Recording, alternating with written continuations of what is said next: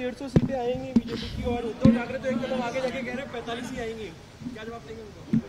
मैं सिर्फ हंसूंगा, इससे ज़्यादा इसको क्या जवाब दिया जा सकता है। मुझे ऐसा लगता है कि थोड़ा भी इनका ज़मीन से टच होता तो शायद इनकी इतनी बुरी हालत नहीं होती।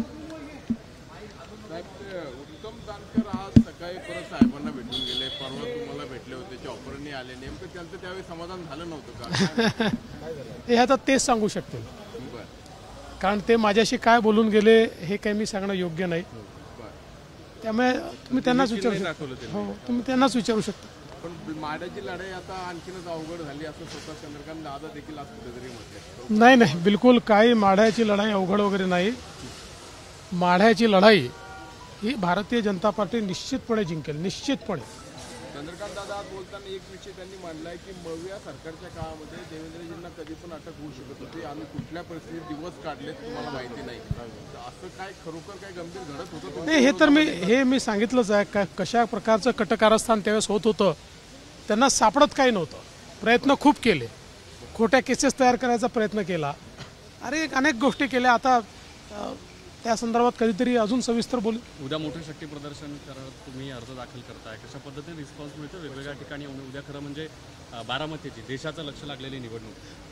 नाही, मला असं वाटतं की बारामती असेल, सांगली असेल किंवा सातारा असेल, तिन्ही ठिकाणी आम्ही अर्ज दाखल करतो आणि मला पूर्ण विश्वास आहे, कारण मी यापूर्वी देखील सांगितलं की ही लढाई देशाच्या पंतप्रधान पदाची लढाई आहे। ही लढाई ही पंतप्रधान नरेंद्र मोदीजी आणि राहुल गांधी यांच्यातली लढाई आहे। त्याच्यामुळे जनता पंतप्रधान नरेंद्र मोदीजींसोबतच राहील आणि ज्यांना मत दिल्यामुळे मोदीजी पंतप्रधान होतील, ज्यांना मत दिल्यामुळे मोदीजींची संख्या वाढेल, त्यांनाच लोक मत देतील। सभा घेण्यावर तुमचं आणि पवारांचं कंपॅरिझन होतंय, किती सभा घेणार आहात काय? जागा येतील, संजय राऊत म्हणतात 32च्या पुढे जागा येतील आमच्या, विश्वास आहे का? आत्मविश्वास आहे? कोण कोण कोण कोण ते कोण कोण?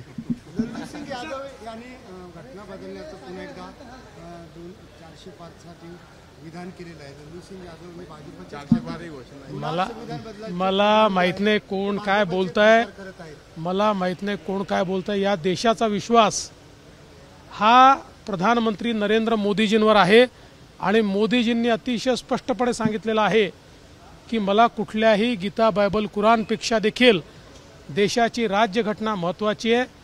देशाची राज्यघटना आहे म्हणून चहा विकणारा पोरगा आज देशाचा पंतप्रधान आहे।